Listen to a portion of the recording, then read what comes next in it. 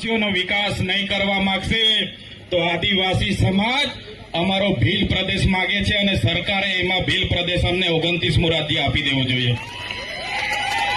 આજે અમેરિકામાં આપણા કરતા ઓછી વસ્તી હોવા છતાં 50 રાજ્યો ત્યાં છે, તો 29મું રાજ્ય ભીલ પ્રદેશ બને એમાં કોઈને કોઈ પણ સરકાર હોય, કોઈ પણ પક્ષ પાર્ટીના આગેવાન હોય, નેતા હોય, એમને વાંધો ના હોવો જોઈએ. આજે તમે જોયું હશે, શિક્ષકો નથી, રોડ રસ્તા નથી, જિંદાબાદ મુર્દાબાદ આપણે બધા કરી રહ્યા છે, પણ આ સરકારોની મનસા નથી આદિવાસીઓનો વિકાસ થાય, આ સરકારની મનસા નથી આદિવાસીઓને અધિકાર મળે, એટલા માટે જ આટલા બધા ભેદભાવ થાય છે. ત્યારે આ મંચ પરથી કહેવા માંગીએ છીએ, જે ભીલ પ્રદેશ આપણો ભૂતકાળમાં હતો એમાંથી રાજસ્થાનમાં, મધ્યપ્રદેશમાં, ગુજરાત અને મહારાષ્ટ્રમાં વિભાજન કરવામાં આવ્યું.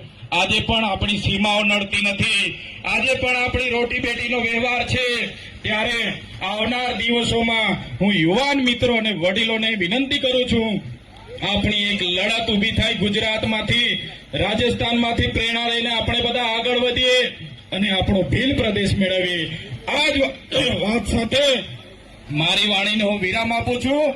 જય આદિવાસી, જય ભીલ પ્રદેશ.